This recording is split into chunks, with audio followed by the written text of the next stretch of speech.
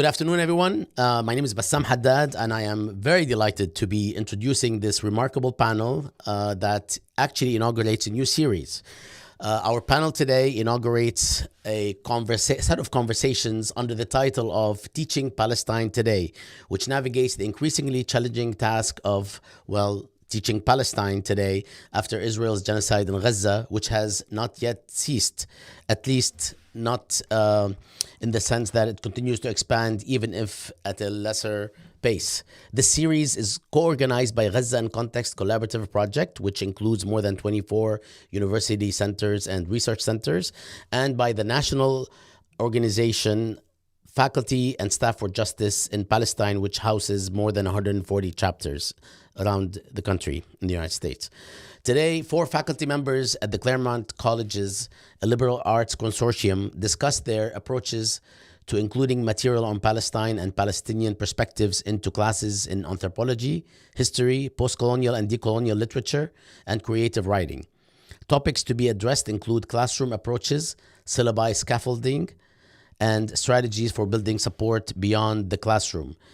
We are also going to be having a number of conversations that address, in a way, different disciplines, as well as different types of universities as we are today. So please stay tuned. You can find all of the material that we will be publishing and all previous material on PalestineInContext.org. First, let me start by welcoming everyone. Leila, Lara, Heather, and Amanda, ahlan wa sahlan. Welcome to this inaugural event. Okay. Hello. We will start with Lara Deeb, and I will be reading a bit about what each person has been doing. Lara is professor of anthropology and MENA studies at Scripps College. She has published widely on Lebanon, especially in relation to gender, Shiism, piety, youth, and Hezbollah, as well as on the politics of knowledge production in relation to the Middle East. Her most recent book is Love Across Difference, Mixed Marriage in Lebanon. She regularly incorporates material on Palestine into classes in anthropology and has taught a class called Palestine through ethnography. I'll say it again, Palestine through ethnography and film, annually for the past decade. And I can attest to that. We're speaking each for about 8 to 10 minutes, and we're going to have a series of questions afterwards. So Lara, the floor is yours. Okay. Well, thank you, Bassam. It's an honor to be part of this inaugural session of this pedagogy series, and I'm really grateful to be doing this with my extraordinary colleagues in Claremont. So as Bassam just mentioned, one of the classes I teach almost every year is focused entirely on Palestine, but I'm not going to speak about that one right now because I think the goal is to really discuss how we integrate Palestine into less specific classes, but if that comes up later, I might bring it in at some point. Instead, I'm going to talk a bit about 2 other classes, both of which are intro-level courses, where I include material on Palestine annually. One is just the Introduction to Sociocultural Anthropology course, which is the intro for the major and also fulfills all sorts of gen ed requirements. So it's a pretty wide-ranging group of students from all the Claremont colleges. And the other is a class called Walls, Borders, and Fences, which is part of a required course sequence and is specifically geared towards second semester, first year students. So I'll say a bit about the general things I do when teaching those classes, and then I'll go into a few specifics about each of them. And I want to also note that I feel like a lot of the general things that I'm about to say are exactly what we do for all of our classes. The key is to just make sure you do all the usual pedagogical things deliberately when teaching Palestine and to let the students in on the plan so they understand what work the material is doing in the context of your class and how they're expected to approach it. So basically, I think all the things we normally do to be good teachers are just extra important when teaching Palestine, like clarity of grading criteria, for example, because in my experience, when course evals come around, negative comments often link politics to accusations of unfair grading, or syllabi disclaimers. I have one that just explicitly says discomfort is to be expected when challenged by new ideas. But for me, the 2 most important things are upfront framing and then the way you set up discussion guidelines for the class. So for upfront framing, in both of these classes, I've created a goal and a framework that is not Palestine specific, but for which Palestine material makes perfect sense. So in intro, Palestine is an example or case study that teaches a broader concept. And in the other class, Palestine is one among several deliberately comparative cases. And then when I introduce the material, I introduce it by centering the broader goals and framework. And that's obviously good practice for student learning, but it also protects the person teaching, because any anthropologist, for example, who's teaching an intro course would regularly use ethnographic examples from all over the world to explain basic concepts. I don't work on Latin America, but I use an article on Brazil to teach about different notions of property, for example, or I use an article about Japan to teach about transnational flows. So the key is to find articles or chapters or books on Palestine that do something conceptual for the course that you're teaching really well. And then the second general thing I'll talk about is about setting up discussion guidelines. And I always do this collectively with the class on the first day. And in the process of doing this, students usually add things like, be generous, or criticize the idea, not the speaker, or, step up, step back. And in my Palestine class, especially for the past 3 years, students have been adding confidentiality as a guideline. And we usually describe that as you can share ideas from the class, but never linked to the speaker or person. And if that doesn't come up in my other classes, I've begun adding it as, I'll just tell students this is something that students in another class of mine often add, and then I'll put it on their list. And then I always add to their list, take it back to the text, because then I can rely on that discussion guideline later on. So later in the class, anytime a discussion seems like it's on the verge of derailing, I remind them to take it back to the text, or actually just put the discussion guidelines back up on the screen and then remind everyone of them. And I've also found that students tend to hold one another to discussion guidelines if I make it clear that I'm going to hold them to those guidelines. And the way I see it, framing and these guidelines aren't just about being able to handle disruptions and protecting the professor. It's also about building trust among the students in the class. Because if they know, for example, that they should be centering the text, they're also able to discuss material in an environment where, frankly, students are scared of one another these days, or they're really nervous that they'll say the wrong thing.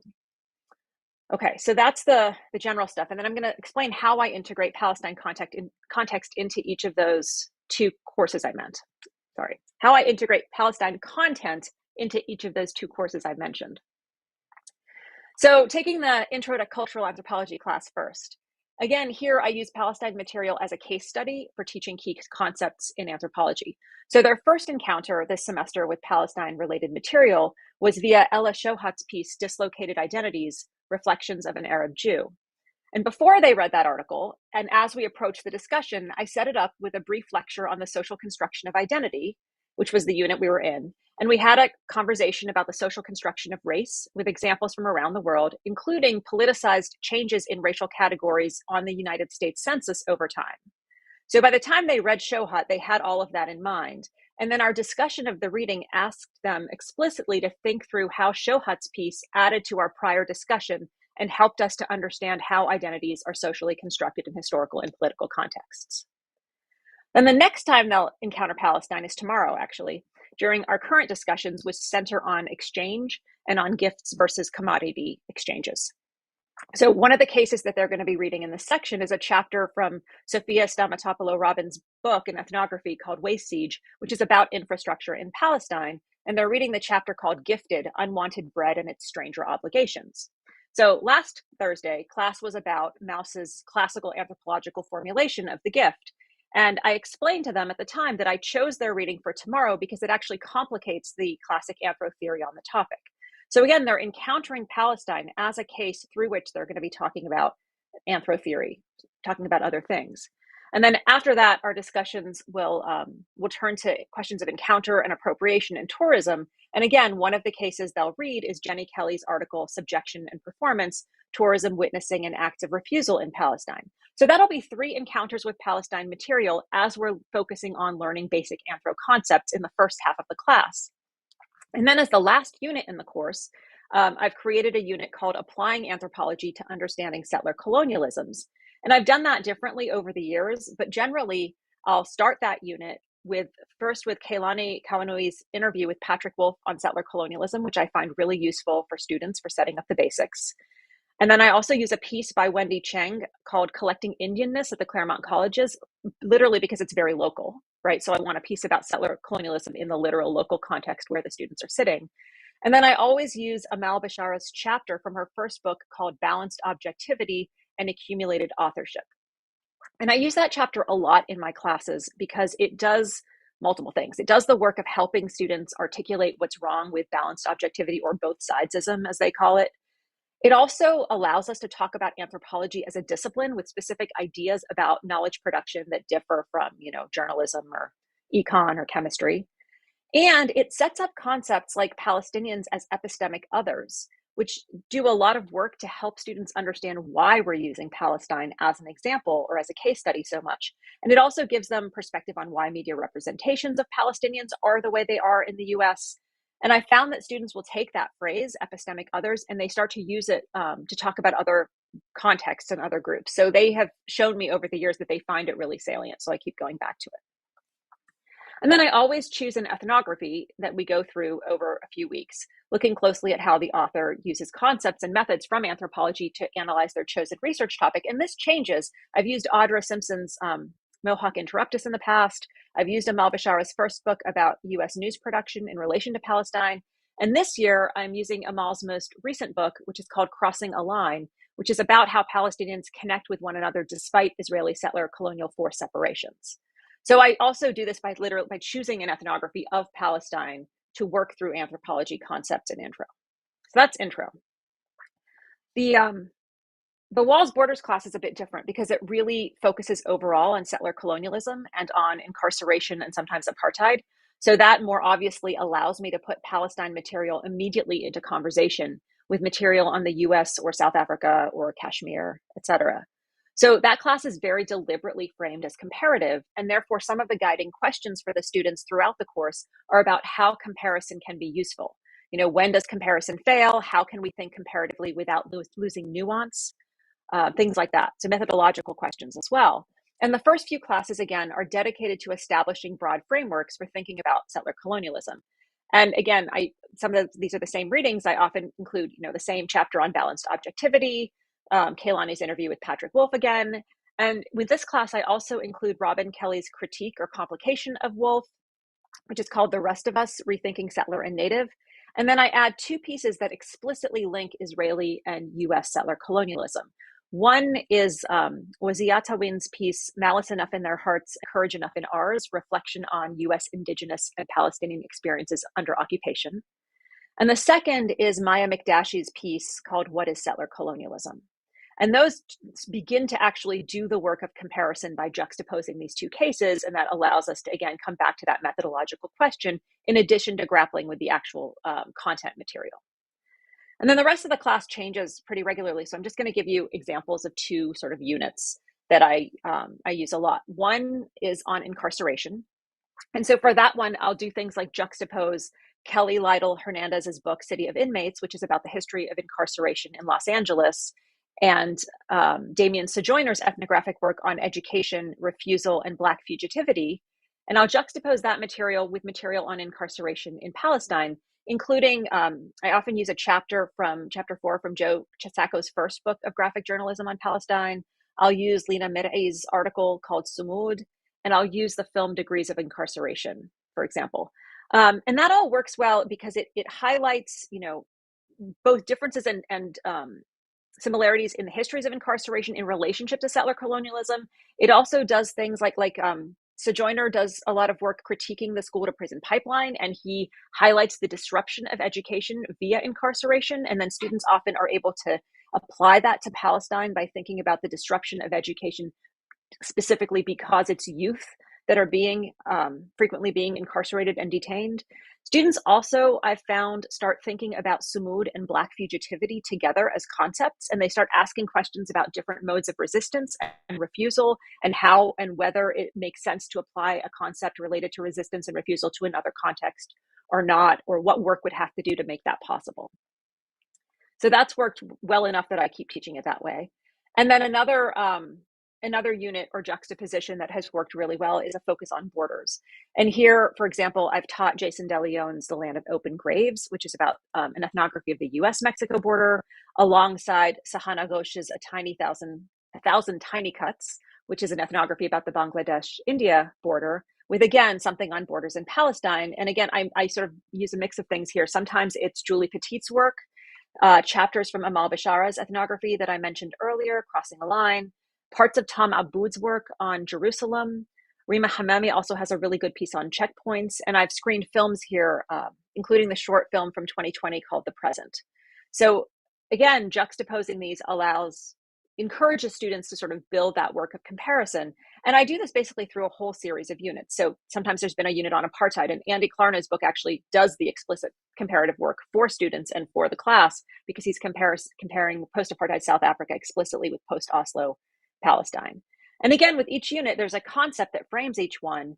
And I think that for me, the helping students figure out how to take concepts from one case and apply them to the other, and guiding them through that as a key educational goal, has allowed me to show them that no matter how they feel about any of the material, and I've had students who, have struggled emotionally or politically with all of the material in this class, right, from different angles, they can still come to understand the utility of learning the academic skills at stake and engage with the material on those grounds, even if they can't get themselves to engage with it in terms of content in the same way. Okay, so I will end there because I think I've spoken for probably past my time, and I'll pass this on to whoever is next. Thank you, Lara. This was, I'm trying to take some notes, but I can also watch it again. So I really appreciate this, and I'm sure many will. I would like to go next to Heather Ferguson, and I'll introduce Heather briefly before we move forward.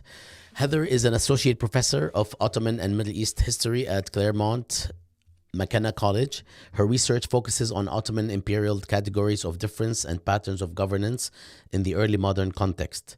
Heather teaches surveys and seminars that span chronologies from the 7th to the 21st centuries, and develops methods to help students assess violence associated with shifts from empire to nation building. Heather, welcome to the panel, and the floor is yours.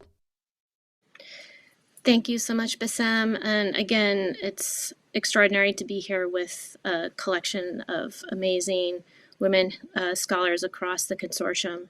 And actually that bio was purposely meant for this panel because it kind of gives you a clue into what I want to talk about today. And I kind of want to pan out a little bit from the extraordinary resources that Lara gave us, which I was trying to take notes too. And I'm like, I thought I knew what she taught, but now I'm going to have to go back and get some more ideas from her. But I'm going to pan out a little bit and talk somewhat about the anxieties of teaching Palestine, and do that with a kind of career-wide scope of how I landed here, specifically, not just at Claremont McKenna, but as an historian of the early modern empire.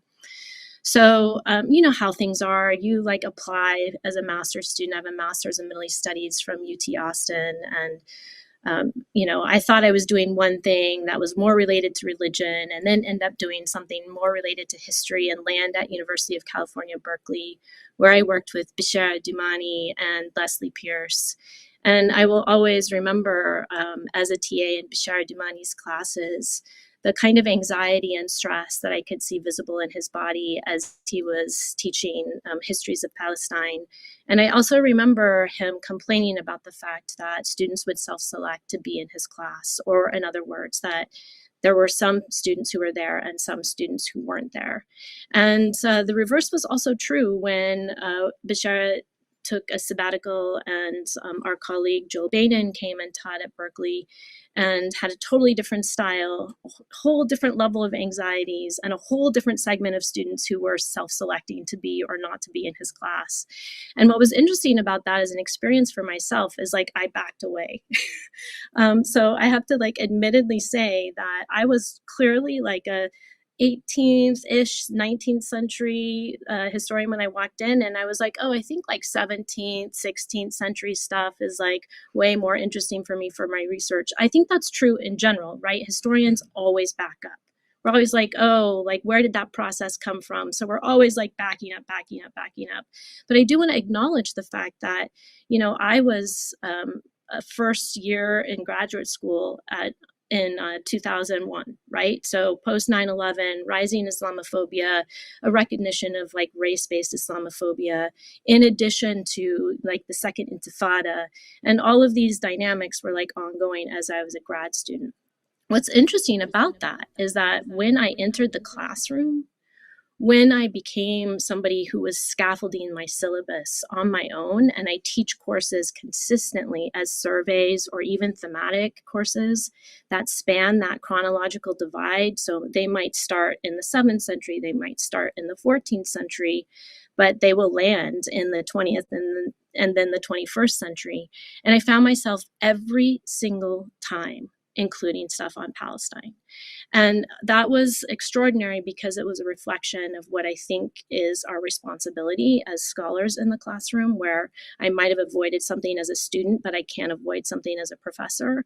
And also to model the importance of this awareness that is our responsibility to guide students towards topics that they would otherwise fear. So I was seeking to model this kind of courage that I think was lacking, at least for me as a student, but also lacking from many of us as we're trying to teach within always varying, but always contested political environments. So the way it also is useful for me to be an early modern Ottomist historian is that students kind of start out in a period in which there doesn't seem much risk, even though I try to tell them this is a super risky space, right? Like we're learning about totally different categories of sex, gender, race, etc. But then when we begin to enter phases of imperialism and processes of state building, the emergence of nationalism, and the inherent violent exclusionary processes that entails, students come to realize, A, that this transition from empire to nation is, globally speaking, one of the most violent periods in history, and B, that sometimes that history is ongoing. So when we think about like stateless populations, we're talking about ongoing narratives of violence and systemic displacement and ethnic cleansing and genocide, as we are bearing witness to today. And as a result, my classrooms tend to be spaces in which students have spent quite a bit of time with each other, talking, engaging, recognizing the risks necessary to kind of step in, but also the pauses necessary to step back out when they don't know or when they're unfamiliar or when others have backgrounds or lived experiences that they should make room for.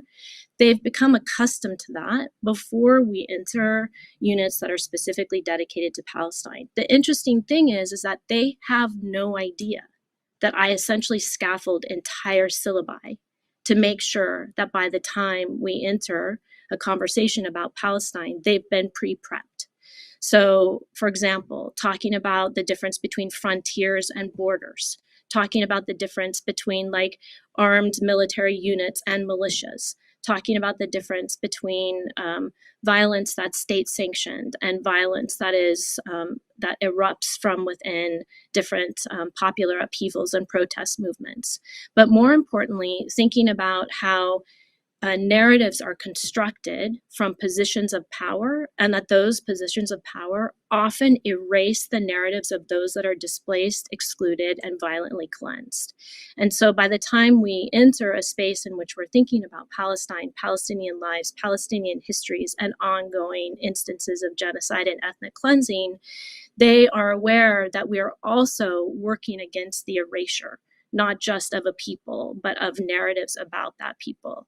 And what I should also say is that because I move across timescales, even within a thematically oriented seminar, say travel and encounter, for example, I also tend to adjust that scaffolding syllabi. So I kind of cheat a little bit. I build all of my modules now on Canvas, and I slow reveal, right? So they have access to each module for each week, but based on who we learn about each other in each class, we understand like where different individuals come from.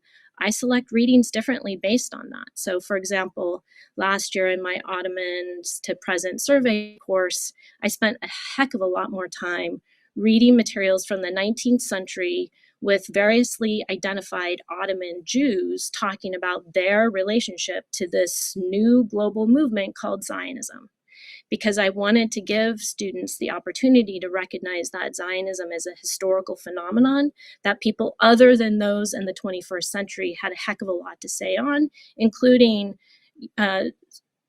Ottoman Jews who identified as Ottoman Jews from the context of Beirut or Damascus or Istanbul. I hadn't done that before. I'll probably continue to do that as a result of trying to provide alternative understandings of how the meaning of Zionism emerged and changed over time, and different, what we would now say, anti-Zionist Jewish positions, how they might have articulated those positions within the context of the 19th century.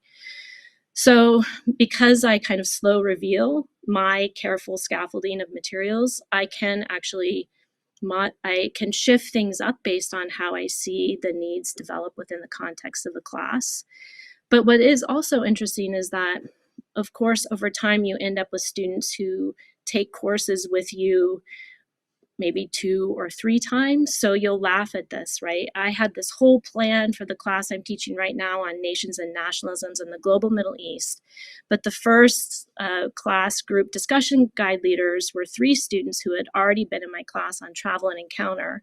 So the second week of class, they laid out this whole history of borders and border making and genocide and ethnic cleansing related to Palestine. And I was like, okay, well, there we are. We're right there. It was meant to be in like week 5. But the reason I'm making these points is that I believe that my goal is to ensure that Palestine becomes both the crucible for interrogating ongoing politics, but also for students an echo of everything they've learned already in the course. And so there is always discomfort, but it's also a sense where they recognize. And in many ways, that's been my goal all along, I think even as a graduate student, to realize that Palestinian history is our history, and that if we're incapable of like understanding and implanting that in each of our courses, then I think we're doing a disservice to our own educational backgrounds and careers. The final thing I should say that I've learned over time as a professor in the classroom is the importance of quite literally that whole like organization and foundation visualizing Palestine. So often the visual is essential. This is especially for many who've never been to the occupied territories or to Gaza or even to East Jerusalem. So maybe they went to Jerusalem, but never occurred to them like where the Green Line might be. And visualizing Palestine has been really critical, but I want to call out one particular visualization that they do that really hits home, and especially for like first and second year students. And that's the one that has a color-coded map of roads and shows where Palestinians can travel and where those who are Israeli Jews can travel. And then lays it all out based on color-coded IDs, whether you're East Jerusalem resident, etc., or ABC zones in the West Bank. And I remember this student, she was silent. I put it up on the screen. I had a kind of conversation about it, but then I just let it sit and asked students to kind of reflect on it. I like blew it up in several sections and then like went back to normal. And there's one student, she was just silent for 10 minutes. And then we'd moved on to another topic and she raised her hand and she was like, wait, but that means that like Palestinians can't really go anywhere. It's like, yes, that is actually the case. But it was that pause that was inserted into the classroom to let people see, to comprehend, to wait, to internalize, that I seek to build into my syllabi as a whole, like the pause necessary to kind of build across time, to build across territories, but then to build into an awareness that Palestine is the crucible of the work that we're doing. I have other comments on how to make sure you're supported across the environment in which you're teaching, but I can save that for a question and answer period.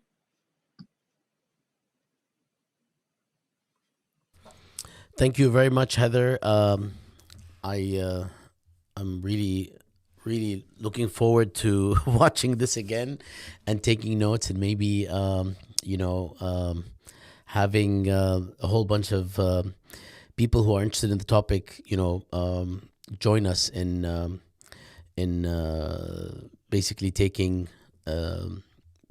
this and other coming sessions to heart, because I have been teaching for 28 years, basically the Middle East for 28 years, and I'm finding this extremely helpful. So it is intended for a very broad pool of educators, but I think all of us are gonna really benefit from this. Thanks, Lara and Heather. And we have our next speakers, Amanda. Amanda, I'm going to ask you to help me pronounce your last name. Lagji. Lagji. Okay. So basically, there's two, like there's a. Is this to satisfy the Egyptians, the G and the J? Okay, so Amanda Lagji, thank you. I was afraid that I'll butcher it. Amanda Lagji is Associate Professor of English and World Literature at Palestine College. Amanda researches and teaches on postcolonial and global Anglophone fiction, time and terror. Her book, Postcolonial Fiction and Colonial Time, Waiting for Now, 2022, was published by Edinburgh University Press, and recent courses of hers include Decolonial Futures and Terror and the Text.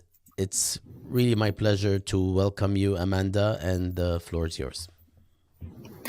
Thank you. I want to start just with gratitude for Bassam, your moderation of the panel, and also my colleagues here from the Claremont Colleges. I really appreciate being in community with all of you in not only this space, but also other spaces. So I want to start with a big picture and then narrow down into just like one example of what I've done in the classroom on one particular day with one particular text. But to start, I was hired to teach global Anglophone or postcolonial literature in a very small department. And I have a lot of latitude to decide what I will teach and how. So when I integrate Palestine materials into the classroom, then it is a deliberate choice. I began teaching materials that touch on Palestine from my first year on the tenure track during the 2017-18 academic year. And I've deepened my commitment to situating Palestine within colonial, postcolonial, and decolonial frameworks since tenure. And I say this to acknowledge the reality that the protections of tenure do make me feel more empowered to teach on Palestine, but also that I did not wait for tenure either. The first novel that I taught that touched on Palestine was Ishtiaq Shukri's South African novel, The Silent Minaret. Over the course of the novel, we learn that the missing protagonist, Issa, has been active in the armed wing of the ANC during the apartheid struggle in South Africa. And other South African political exiles warn his mother that for people like Issa, the struggle is never over. By linking various geographies from the Dutch Cape Colony, the apartheid regime, the contemporary war on terror, and finally Palestine, Shukri underscores that the struggle is not one that simply persists across times, but also one that persists across various spaces. I began teaching this novel in 2018 in the spring, and in January 2020, I also discussed the novel at a panel at the Modern Language Association annual conference. And I've noticed that this approach, teaching and writing and presenting on Palestine, has been helpful in teaching me to break various silences in various spaces where Palestine is treated as exception.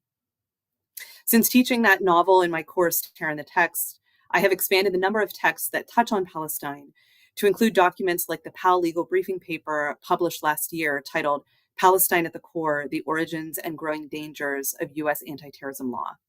I have an entire unit now in Decolonial Futures that focuses on Palestine as well. I plan to teach diasporic Palestinian novels such as You Exist Too Much in an Introduction to World Literature course this upcoming fall, and to incorporate short stories from the collection Palestine Plus 100 in a first-year seminar on dystopias. I was trained as a postcolonial literature scholar, and I employ comparative approaches to the texts that I work with, drawing out connections, but never losing sight of specific historical or cultural developments that impact the story and its production. Palestine, for me, is always in conversation with other settler colonial projects in history. This is a principle for me as a postcolonial scholar. I will say that the silence on the genocide in Palestine from others in my field is very striking. But it is also part of my commitment to resist treating Palestinian literature and history as exceptional. Many of the novels that I work with in my first book are South African fiction. And I think it is not surprising then that my reach has extended to Palestine, especially given their shared settler colonial histories of what John Sosk and Sean Jacobs call expropriation and expulsion in their book, Apartheid Israel, The Politics of an Analogy. In terms of building a syllabus, I admit that I don't start with Palestine. I start elsewhere and let students learn to discuss themes and difficult content in what appear to them to be less fraught areas of the world to address. So in Terror in the Text, we begin with 9/11 and Mohsen Hamid's The Reluctant Fundamentalist, Arundhati Roy's essays like The Algebra of Infinite Justice, before adding into the conversation Edward Said's book review essay, The Essential Terrorist. We then move to global perspectives on terror before and after 9/11. We read a Nadine Gordimer short story before Edward Said's Punishment by Detail, and then the 2024 Pal Legal briefing paper. Students need to draw from all of these secondary sources in writing their final papers. So even as we turn to other novels and other sites of terror, Palestine continues to be a touchstone that students can and do draw on to varying degrees. I revised my syllabus for decolonial futures 2 years ago to highlight Palestine after I returned from a trip to the West Bank with other faculty and students from the Claremont Colleges. I used to address Palestine just once on a day when I assigned the introduction to Somdeep Sen's Decolonizing Palestine, Hamas Between the Anti-Colonial and the Postcolonial, alongside Salim Haddad's Song of the Birds short story from Palestine Plus 100. Now, again, following a few weeks studying South Africa and the Rhodes Must Fall movement, we shift to Palestine for over 2 weeks. And I additionally assign Rashid Khalidi's first chapter from The 100 Years' War on Palestine that covers the years 1917 to 1939. This is deliberate. I want students to have a grounding in the settler colonial history that predates World War II and the Holocaust and the Nakba. I've added additional short stories, and this year I invited the writer Selma Dabag to join our class via Zoom to discuss her work. My hope is that when the students arrive in Palestine in our syllabus, they already have a rich understanding of how settler colonialism works that enables them to access and discuss the phenomenon in Palestine. So that's the big picture planning that I do for my courses. The classes are seminar driven, and sometimes students elect to do their presentations on Palestine texts, but other times it falls to me. Because of the interpersonal dynamics in my Terror in the Text class this year, no one wanted to present on the Pal Legal document, even though many of them told me later that it was the most impactful text that they had read that year. So here's how I organized that particular class. First, I gave them an overview of who Pal Legal and the Center for Constitutional Rights are. And in subtly noticing that the document was co-authored by the CCR, which supported civil rights activists in the 1960s, the rights of detainees at Guantanamo, and challenged NYPD stop and frisk policies, I try to either undermine or anticipate any objection that Pal Legal couldn't be objective about the topic. I summarize the legal history that the briefing paper describes, and I add additional background about Israel's history of anti-terrorism laws, showing continuities between colonial regulations issued during the British mandatory period in Palestine and Israel's 1948 Prevention of Terrorism Ordinance. For example, the British Defense Emergency Regulations of 1945 gave the mandatory government power to demolish houses, decide on administrative detentions, administer criminal justice between a military rather than a civilian court. And this is not to absolve Israel of responsibility for the laws that they continue to pass or uphold to oppress Palestinians. But it does, I think, effectively situate Palestine in similar conversations we've already had across the semester about colonial legal apparatuses. The fact that Israel's Prevention of Terrorism Ordinance in 1948 tried to address the terrorism of Zionist paramilitary groups, which later become absorbed into the IDF, is also something that we note. The very first exercise we do as a class on day one of the semester is to analyze various definitions of terrorism from a variety of sources, from the FBI, the UN, the League of Nations, the Arab Convention for the Suppression of Terrorism, the Oxford English Dictionary. And so we take a look in the same spirit in this class period at how Israel also defines terrorism and terrorist. We note that almost all Palestinian political parties in the occupied territories are designated by Israel as terrorist organizations. I also want to give an example of how I approach specific texts in a classroom with mixed perspectives on Palestine. On the day that I assign the briefing paper, I hand out index cards as a conversation starter exercise. On one side, I ask students to describe their reaction to reading that legal history, and if they can, explain why they had that reaction. On the other side of the card, they should write any questions that they have about the reading. The question can be about facts or context or the ethics or implications of what they've read. This is all anonymous. I collect all the cards after 5 minutes, and then I distribute them several to each group to start with small conversations first.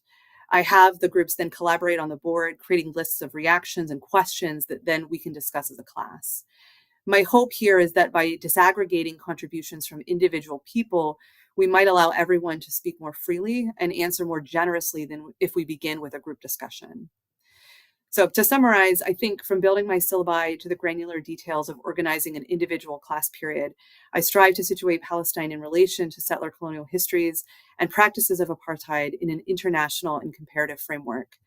On a practical level, I think this offers students the opportunity to practice engaging in themes before relating them to Palestine. But it is also consistent with my own practice of refusing to analyze Palestine as either a singular case or in isolation. So I will also stop here and hand it back to Bassam. Thanks very much, Amanda. Same, this is precisely what we all had in mind when we were coming up with this series. So I really, really am delighted that we are doing this, and thank you all. Our last speaker, and I'm not going to say last but not least, it's become a cliche, so I'll say it now, but I won't say it again. Leila Mansouri. Leila, welcome to our series, and thank you for joining us. Leila Mansouri is an associate professor of English and core faculty in the American Studies program at Scripps College. A fiction writer, essayist, and literary critic, her creative work focuses on the Iranian-American diaspora and has appeared in Mizna, The Offing, The Believer, and elsewhere. I have to say these are very refreshing titles of publications and journals, because in my field, in political science, no such delightful titles appear. Anyway, I'll continue. She also holds a PhD in American literature and publishes scholarship on race and the politics of representativeness in the early United States. Her courses include a mix of creative writing, workshops, and American literature. Leila, ahlan wa sahlan, the floor is yours. Thank you so much. And thank you both for inviting me and for all of my wonderful colleagues for putting this together. So as my bio says, I teach American literature and creative writing, but since Amanda has already discussed teaching literature, I'm going to focus on teaching Palestinian writers in creative writing courses, specifically fiction courses, since that's the genre I focus on. And to do that, I'll start with some background on how creative writing typically gets taught in North America, since I find that's often quite surprising to people outside of my discipline. And my approach to teaching Palestinian fiction in that context really isn't separable to my approach to the pedagogy of teaching creative writing more generally. So creative writing classes have only been taught in universities for about the past 80, 90 years, and they were conceived not as spaces to study literature, but as akin to art classes and other creative writing practicums. So the core of most creative writing classes was something called the workshop, which entailed one student sharing a manuscript, usually a short story in a fiction workshop, and everyone else, so the professor as well as the other students, discussing that manuscript while its author sat in silence. So in graduate courses, the workshop was often the entirety of the course, and the only assigned readings were other students' stories. Lower level fiction writing courses usually did have additional readings, but at least in the workshop's first iterations, these tended to be drawn from a fairly small range of work by white, mostly male writers from working class American backgrounds who wrote in a style known as minimalism. The result was a rather strange phenomenon from a literary historical perspective. So during the last 3 decades of the 20th century, there was a hugely diverse range of fiction published in North America, both stylistically and in terms of authorship and content, politics, all of that. And at the same time, within workshop courses, a much, much narrower workshop canon developed around writers like Raymond Carver and Flannery O'Connor. And this workshop canon and kind of the model of pedagogy that was tied to it became associated with a notion of writerly craft that was focused on minimalist prose, unsentimentality, and the belief that good writing was apolitical. So since the turn of our current century, there's been significant pushback on this model. For the sake of time, I'll discuss that as happening in two waves. So that's a bit of an oversimplification. So the first wave sought to diversify syllabi and ensure students got to read more short stories by women, writers of color, queer writers, and others not in that workshop canon. However, many of its practitioners remained tied to that 20th century universalized, minimalist, apolitical notion of craft. And as a result, lots of writing continued to be marginalized in creative writing classrooms. And this included whole genres like sci-fi and fantasy, as well as, of course, work that engaged with the lives of marginalized characters in ways that didn't conform to dominant expectations. So as all that was happening, a second wave of pushback to the traditional workshop pedagogy got underway. This wave was led primarily by writers of color, and it turned a critical lens to the craft ideal that workshop classrooms had established and asked what kinds of stories that ideal was actually compatible with and which it instead distorts or silences. So there's a whole literature about this, and I'd be happy to share a biography if anyone is interested, or bibliography, I apologize. But for the sake of time, I'll simply say that a core tenet of this approach is that creative writing classrooms need to account for the fact that audience expectations about how the world works and also about what makes a good short story are not universal, nor, of course, are individual experiences, whether they're real or fictionalized. This means that creative writing classrooms need to discuss what expectations a writer is working with as they engage a particular audience, since that negotiation is integral to a story's artistic or literary project. So those expectations might involve genre conventions or aesthetics. For instance, sci-fi readers will likely bring different expectations to a short story regarding plot or characterization than readers of literary fiction, scare quotes around that, quote unquote, literary fiction would. And likewise, different audiences will bring with them different assumptions regarding race, ethnicity, nationality, and every other aspect of identity and positionality. And those expectations too can't be disentangled from aesthetics. For example, and this Matthew Salesi's talks about this in depth in his book, Craft in the Real World, what seems like a striking or defamiliarizing description to readers who are entirely unfamiliar with a certain ethnic context might in fact seem quite unoriginal, cliche, or even offensively stereotyped to those who are actually of that background. So my own creative writing classes are firmly grounded in this second model. That is, I ask students not to internalize some sort of falsely universalized notion of good writerly craft, but instead to pay attention to where their own expectations are coming from, whether that's in terms of genre or style or social constructs like race and nationality. And the aim really is for students of all backgrounds to feel empowered to consciously choose how they engage with the material they want to write and with the expectations of the audiences they want to reach, which may or may not be audiences that are still attached to that 20th century workshop craft ideal. So to help with this, I assign a wide range of short stories, as well as essays on craft by Salesi's, Octavia Butler, Anne Lamott, and many others. And it's in this context that I teach short stories by Palestinian writers. So today I'll talk briefly about two short stories that teach especially well in my experience. One is Isabella Hamad's Mr. Canaan, and the other, Amanda already mentioned, is Salim Haddad's Song of the Birds. So Song of the Birds is the lead story in the Palestine Plus 100 anthology, which asked contributors to imagine Palestine in the year 2048. So Haddad dedicates this story to Mohamed Yunus, a very promising young Gazan writer who committed suicide in 2017. And for anyone who wants additional context reading the story, Haddad actually footnotes a 2018 article about how the occupation contributed to Eunice's death. The story itself, though, doesn't actually, in my experience, demand students have especially deep knowledge of that context. Rather, it imagines Gaza in 2048 through a pair of possibilities, both of which remain live throughout the story.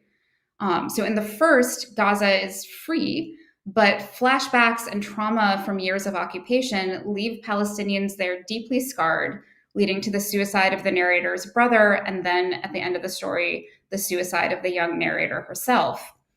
The second possibility that is present throughout the story, that freedom is in fact an illusion created by a matrix-style simulation run by the Israeli government, and suicide within that simulation is the only way to leave its captivity and grapple with a reality in which violent struggle is ongoing. So I teach the story in a class on speculative fiction, which is an umbrella term that encompasses magical realism, sci-fi, fantasy, and other genres that are not strictly realist. It's worked well there for a number of reasons.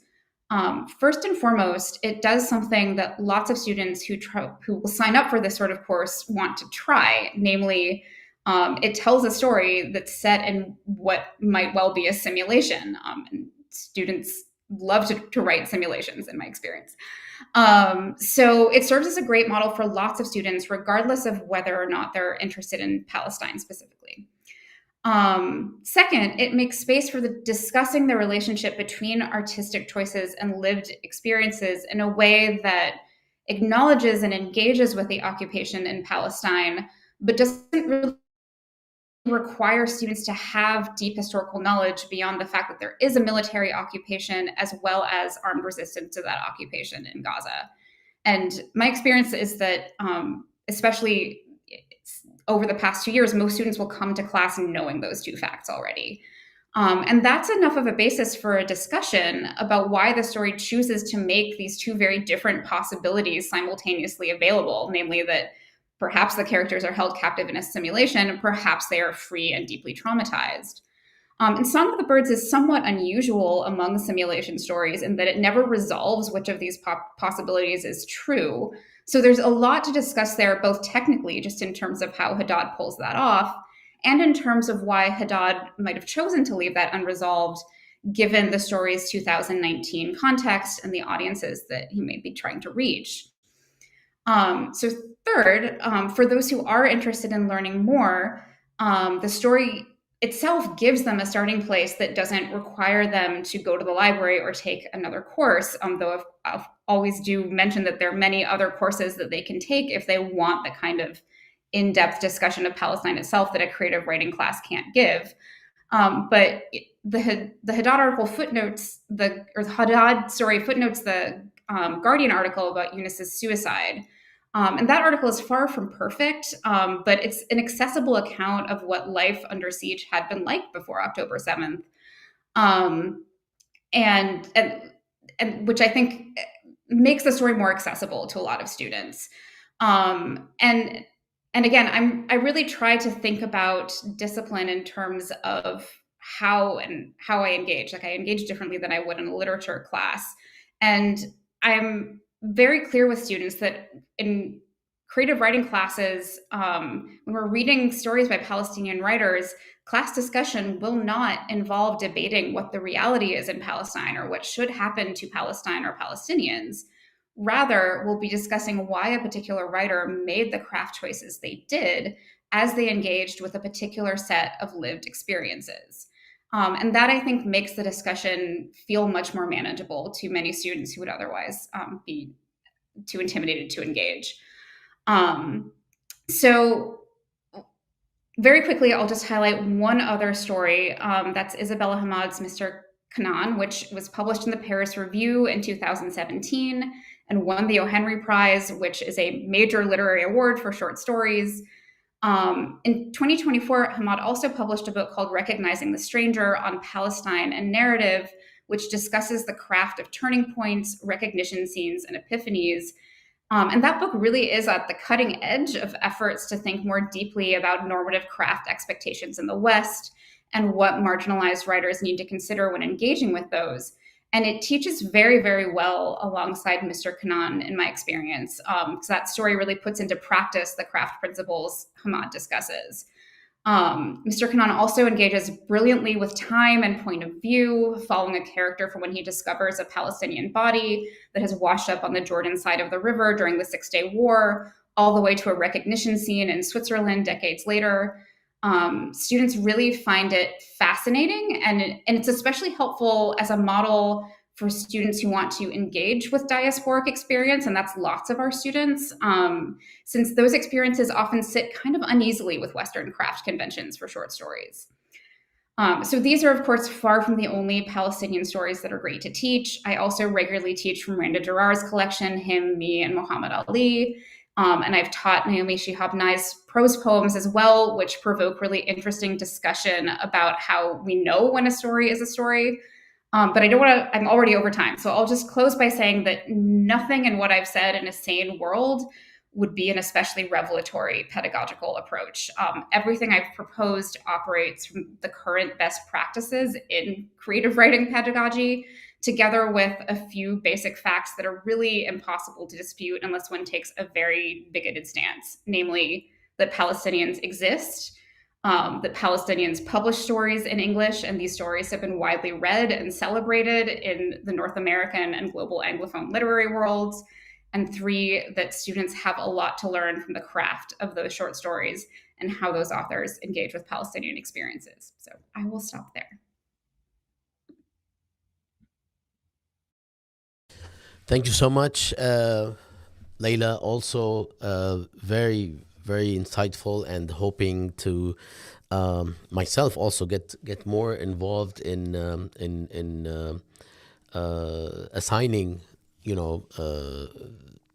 the sort of stuff that I haven't assigned as much as I should have, and I get yelled at by my closest friend Sinan Antoun for not doing that, and I really should start doing more of it. So thank you all for this wonderful set of presentations, extremely useful and insightful, and I hope that we can have a quick discussion about like 20 to 30 minutes based on a few questions that I'd like to ask. But first, let me ask you to comment and share or introduce the resources for teaching on Palestine that you all have prepared. Let me bring it up. Here it is. So this is what you will be introducing, but let me just say that anyone can take down the shortened link, the bit.ly link, or you could just snap the QR code. So feel free, folks, to introduce this resource.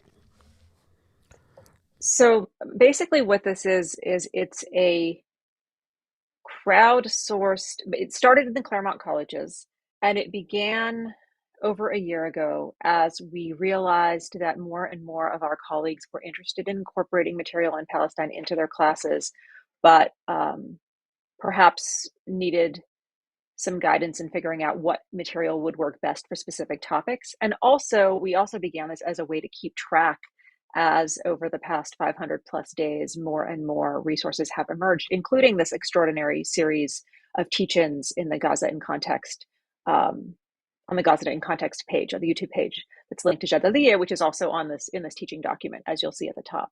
So this is a document that has been built over time that we continuously add to in the Claremont Colleges. People outside the Claremont Colleges have sent us materials. It says how to do so at the top of the document that we have also included. And it is sort of organized in this table of contents where if you're, let's say, teaching on environmental studies, but you're interested in including material on Palestine, you can click there, and that will take you to a set of readings that people have found useful, especially in liberal arts college classrooms. So I think this would work more broadly, but it's been mostly produced by people who teach smaller classes, discussion-based classes, with the sorts of readings included here. I don't know if anyone else has anything else to add. I would actually like to jump in here because it connects to some other topics I know we're interested in discussing related to like broader institutional environments. So I'll note that the impetus for this specifically in the consortium was because our Center for Teaching and Learning put out this really slightly problematic resource page for anyone who were attempting to teach topics related to, now I'm forgetting the phrasing they used, but it was problematic phrasing. They had really ad hoc, incoherent, often problematic sources listed up there. And the first thing I did was email and said, like, by the way, you have faculty from across the colleges who teach this topic. Maybe you should have checked in with us first.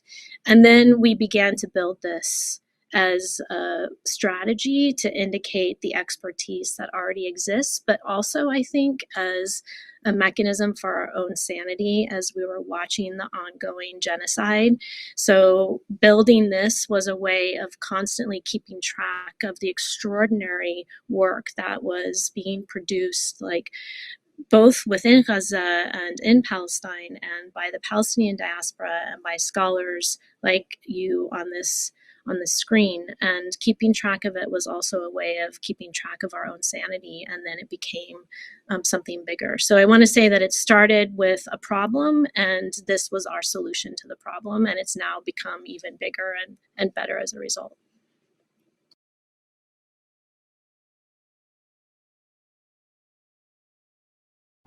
Anyone else would like to say anything, or should we head to questions? All right, we're going to head to questions. All right, so there's a lot that can be asked, and in fact, this also leads me to think that we might actually start a forum based on what we're doing in this series, whereby educators might be able to send us to sc@palestineandcontext.org. I will put up the email on the screen, which is steering committee at palestineandcontext.org. And we might be able to engage with them should they have questions that we can address. So the first question I'd like to ask of everyone actually is, how do you scaffold your syllabi? I love this word. We never use it in my field. How, in this sense at least, how do you scaffold your syllabi to ensure the class is already structured to ensure productive conversations related to Palestine-focused materials? And please feel free to answer in the order in which you have spoken. That means I'm first, I guess. Okay, so I think I've mostly said stuff about, I mean, this is basically what I was talking about around the framing. I think I use the word framing instead of scaffolding, although I might also use the word scaffolding differently than others do in this group. But again, for me, with classes that aren't only about Palestine, it's really about thinking about the work you want a Palestine reading to do in the context of that class, and making sure that the students have the tools to allow that material to do the work it needs to do by the time you get there. I've also found, and this is slightly off topic, but I want to say it because Amanda made me think about this in her comments earlier. I've also found, and this part of this might be specific to the sorts of students we have in Claremont, I don't know, and it may also be about the kinds of students who choose to take anthropology classes. But I have found that most of the students in my classes are already thinking about either abolition and incarceration, or they're already aware that we're in a settler colonial context in the United States. And so for me, even in my all Palestine class, I always try to connect Palestine to the US. And I think that's important not only because it facilitates our teaching of Palestine, but because I think we have to insist that students who are fundamentally engaged with Palestine already, and it may be through their activism, but they don't know very much, or in whatever way, I think we need to insist that they also understand Palestine in relation to broader entangled histories of both oppressions and resistances.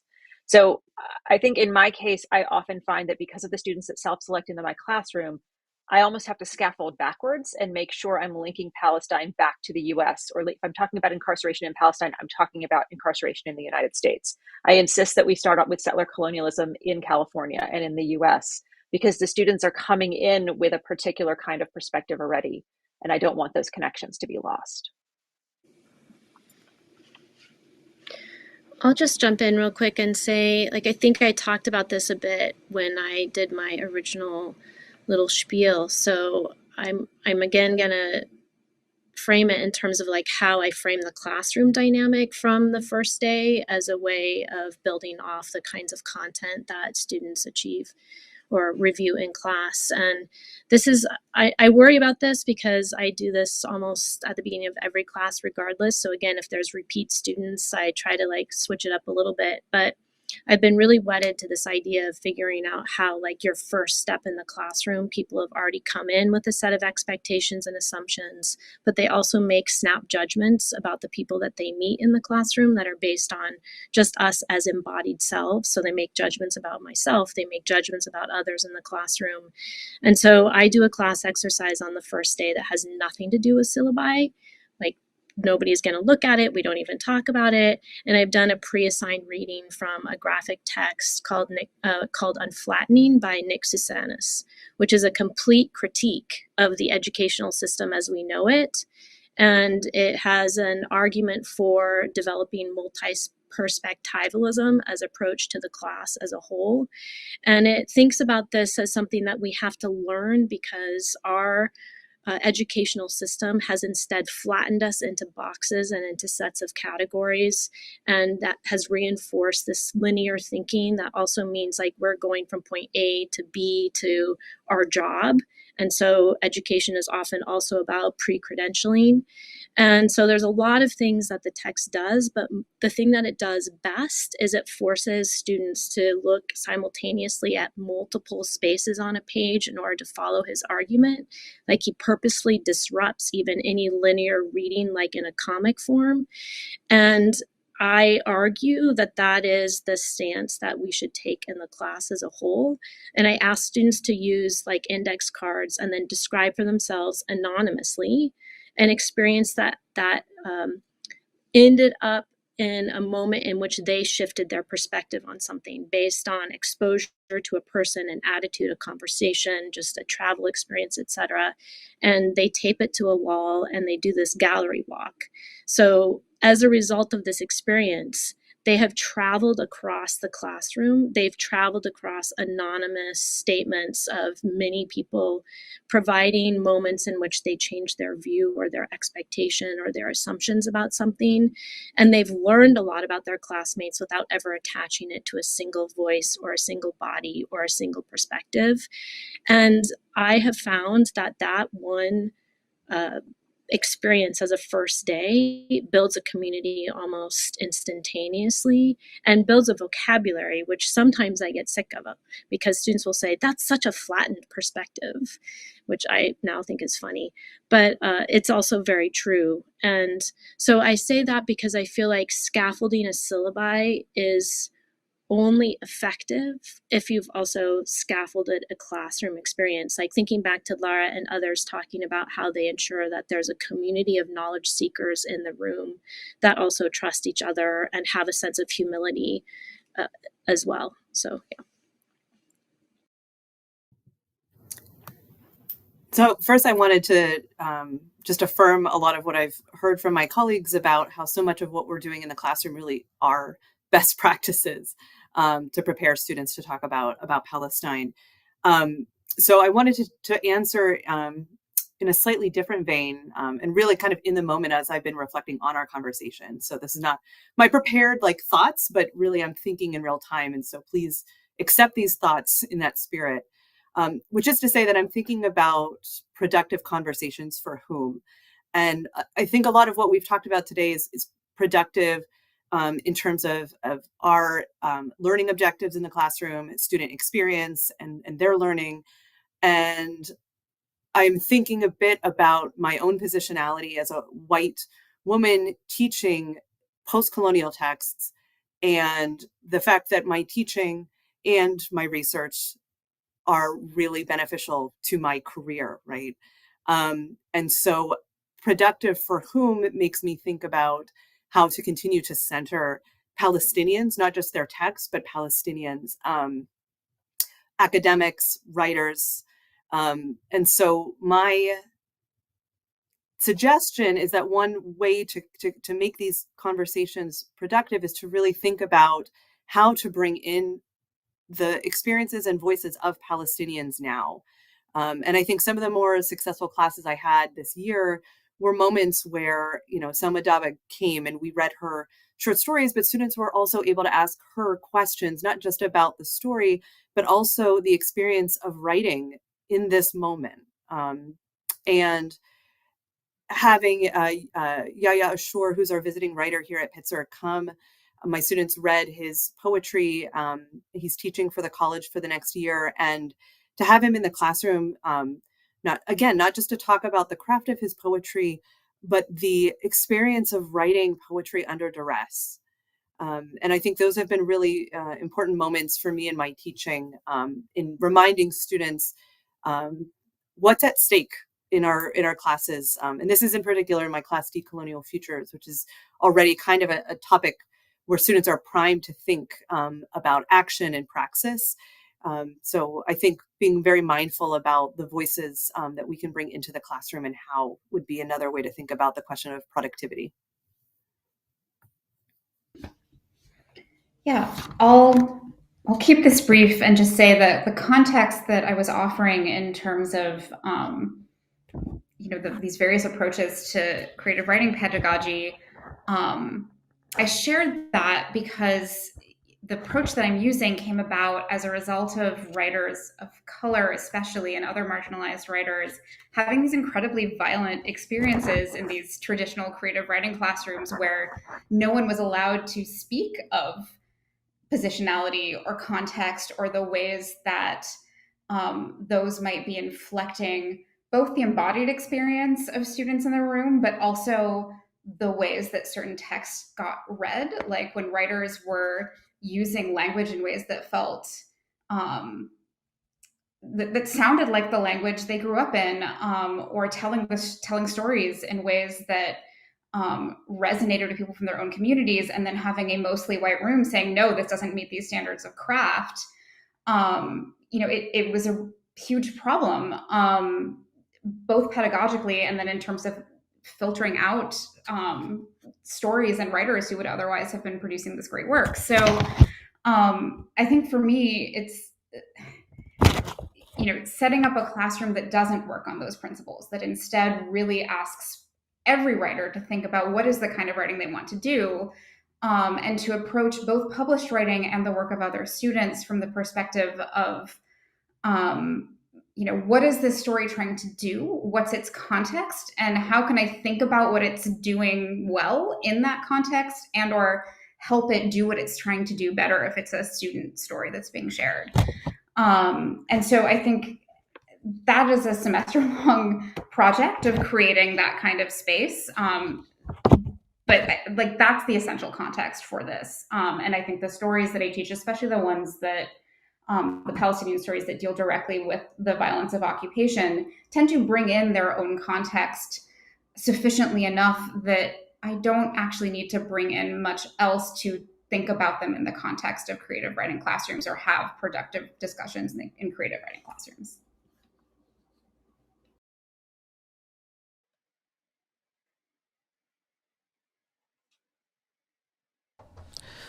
Thank you all for addressing this actually quite fully. And where am I?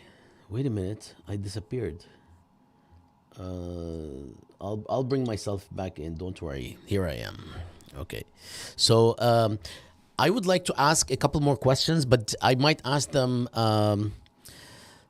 either together or separately, but we're short on time, so I would appreciate if we can, provide brief answers.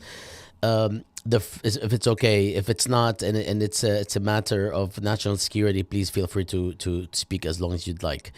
The first question is, what strategies do you recommend outside the classroom to ensure support for teaching Palestine? For instance, what forms of broader political education do you engage in to ensure the support of college leadership for this work? And actually, I'll ask the second question, and feel free to address either or both. If, despite careful preparation, a student responds in a hostile way to material and or indicates that they will be complaining about the class or about something you said, especially now after the genocide, I mean, this is likely to happen more and more. what strategies do you recommend in the immediate classroom context and after? And I would like to also say that there is a new phenomenon, not entirely new, but the scale of it is new, and that is people take classes or audit them precisely for this purpose. So that's why this question is something that on the minds of so many people, and it ends up actually limiting our academic freedom and freedom of speech at the same time. So I hope that you can address this. Should we go in reverse order this time? Whatever you'd like. Sure. So Leila's going to be taxed because she just spoke, yeah. But go ahead, Leila. I can jump in quickly with a couple really basic, but I think important things. So at my college, there's been a lot of need for very basic education, both with administrators and other faculty regarding just, for example, the differences between Swana, Arab, and Muslim, which most people thought were synonyms. Actually, most people, when I first started teaching here, had never heard of Swana, but they would have used Mina as a synonym. And other things include, for example, that Palestinians are not all Muslim, or that Swana Jews can experience anti-Muslim and anti-Palestinian racism. Like, people just don't know these things. And I think sometimes their hostile actors weaponize that ignorance. And so addressing the ignorance does a lot. I also think just bringing in programming, which my colleagues have been doing a great job at where I teach, but I see so many students that are really just thirsty for more than we can do in the classrooms, and I think bringing that really helps. Yeah, I'll hand it over. I think one thing to do proactively is keep really good notes about your lesson plans for the day. I'm thinking about if there is a situation where it may not even be that you misspoke, but that a student hears something in a way that it wasn't delivered, to be able to turn to some sort of record keeping to demonstrate the way that you produce this material for the class. I think, is just like a very straightforward tip. I think in terms of building kind of support for teaching Palestine, honestly, I think pairing your own labors with some of the other labors across campus in terms of like student activism, at least at my institution, I think the reason why our administration was willing to fund scholars from Gaza for this year was in part due to some of the pressure that students and faculty together were bringing around BDS campaigns. So I think that would be another way to ensure, political education of administration and broader support for teaching Palestine on campus. And just to add in like one practical thing that one can do in order to buttress all of the things that both Leila and Amanda just noted is to directly engage your current college or institutional leadership. So political education campaigns include, for example, sending to presidents and dean of students and dean of faculty email that outline what it means to use Swana, or what is the relationship between anti-Semitism and Zionism, what are the fears around IRA. But more than that, like backing up a little bit to the things that Bassam was mentioning, this is long running, where students will take a class and bait a professor specifically if prior to that occurring, you have been in constant engagement with your institutional leadership, and explaining to them how this might happen given the subject matters of the things that you teach. You've already got a backstop to be able to return to if any particular student happens to show up into a dean's office or make a complaint. And that has actually happened for me. So given the fact that I have done due diligence, I have a dean who is already knowledgeable enough to say, well, let me tell you a few things about what it might mean to teach this topic. All right, I'm going to add a few more things hopefully without repeating anything. I would say things you can do to prepare, in addition to what's been mentioned, the key is also just building networks on your campus if possible, so that no one is teaching this material in isolation and without support. So you can do that in the ways that Heather just described with the with the dean or with other administrators, especially if you have any supportive allies in the administration. You can also do that with colleagues. I would say try to create support among faculty. Reach out to your local chapters of the AAUP if you have one, of the FSJP, Faculty and Staff for Justice in Palestine, if you have a local chapter of that. If you are unionized, reach out to the appropriate union reps, so that the people, you can sort of put into place preemptive support networks, and also just provide support for yourself to have a kind of a community of scholars that you're teaching Palestine with and in conversation with. And then, especially if you have that set up, well, to go on, if despite everything you've done, you still get complaints. And I think two things. One, remember that if something happens in the classroom, you don't have to respond in that moment. Right. So it's always okay to say, okay, this is a heated discussion. We're going to pause, move on to something else. We'll come back to that next class.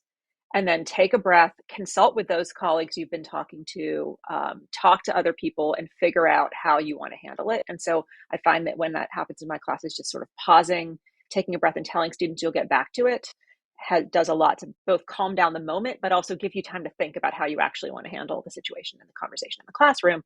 And then if complaints happen, and this has also happened with me, both in terms of people talking to the DOF course evals, and once a random person sending nasty letters to the president. And I should say, it's not always about Palestine. I also get complaints that I'm hostile to white students, and once that I was anti-Republican. So it's sort of a broader set of things. What I realized, though, at some point is that I've never been blindsided. I could usually sense that something was going to happen or that something was brewing. And so in addition to what Amanda said about keeping your teaching notes, whenever I feel like something is at all off in a class, I write it down. And I keep notes on the dynamics. And I would say, like, you write it down, date it, explain what happened. I do it just for myself. If I were pre-tenure today teaching this material, I would send a friend or a colleague an email in which I said, this is what happened in my class today. This is the email is dated, and you record your version of what happened in that classroom. Because then if you're ever, say, called in for a meeting with a dean, you have a dated account that you produced right then that is your account that can potentially be useful. So I think that those are things that you can do. And again, I should say, I think these are also very different. We all have tenure, right? Everyone on this call. And I think these are different concerns pre-tenure. I did teach Palestine pre-tenure, but it was, a long time ago. It was pre-2008.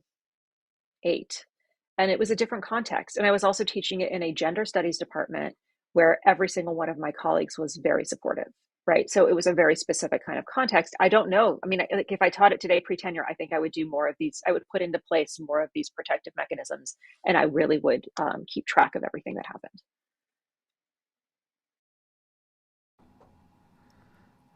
All right.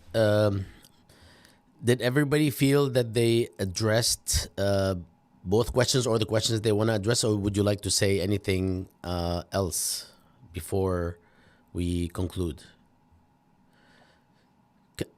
Or I can ask my last question. Can I just reiterate something? Or you have another question? Ask the question.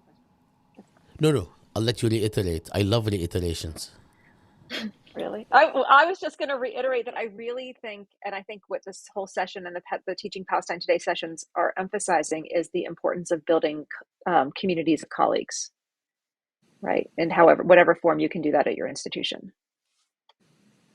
Well, absolutely. I'm going to say the quiet part, or the part that I, a while ago, I thought of out loud. And that is, of course, we are doing this for the substance and the content, so people can, navigate, as we say in the blurb, how to teach Palestine in this moment.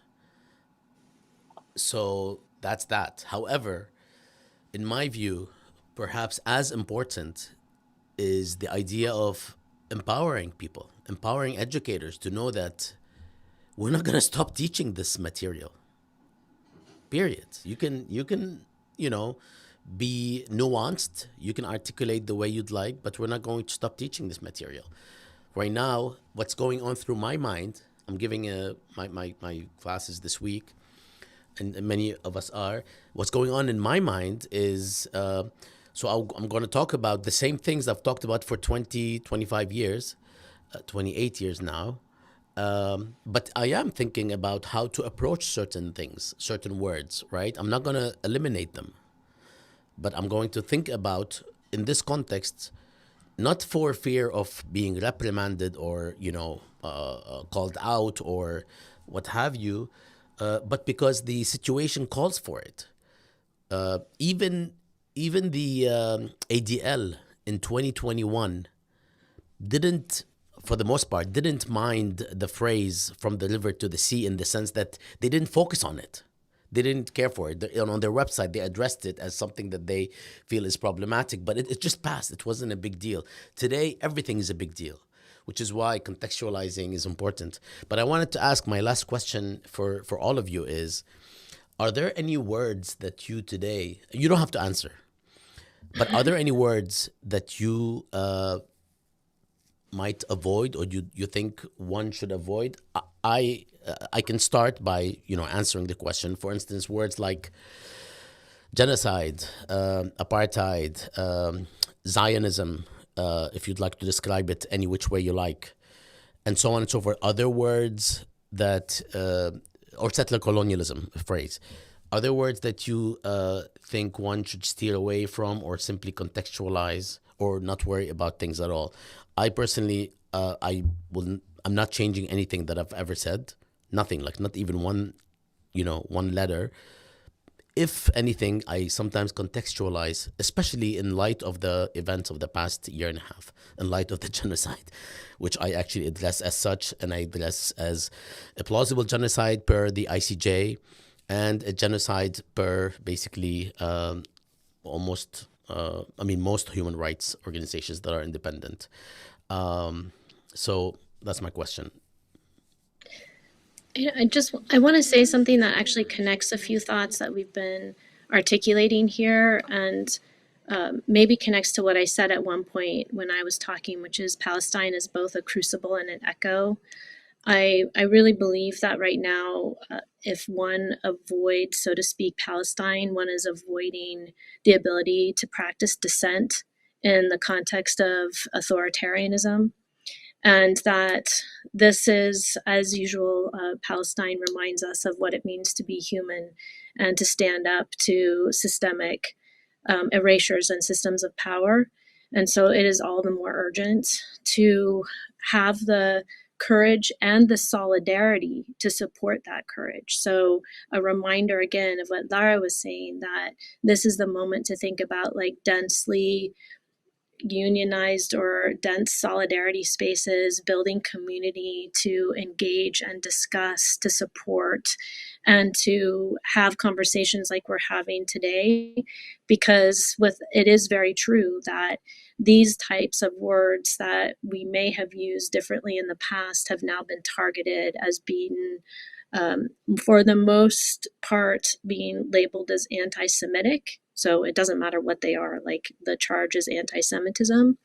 And as a result of that, I think it's important to maybe even just like adopt the pedagogical practice of a historian, which actually traces how that happened, like when terms emerged, how they were used at different points of time, what happened in 2001, what happened in 2010, what happened in 2017, in 21, and now in 25. And like tracing that history can be really useful, and it's a way of kind of thinking about how terms have changed and which different constellations of power have identified them as words that now can be weaponized and used against our ability to teach just the history of humanity. Thank you. Anyone else? I mean, this is like not a rhetorical question, but feel free to be satisfied. I mean, I feel like Heather answered that beautifully. I mean, to the specific question you asked, Bassam, I have not changed how I teach, and I use all the words that you just said. But what I do is I contextualize them, I explain them, I tell students why I choose to use them. But that's also not new. So, for example, I've been talking to students and teaching how the difference between anti-Semitism and anti-Zionism for a decade. And the way I do that, like I might add more examples in today, right? I might explain the political context of today because there's a different political context than there was 5 years ago or 10 years ago.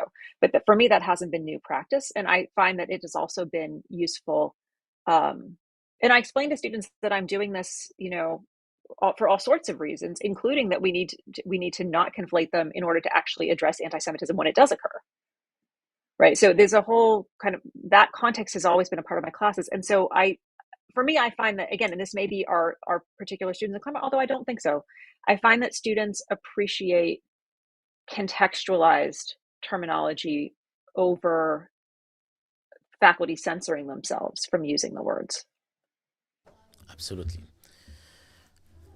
All right. Leila and Amanda, would you like to add anything before you're good?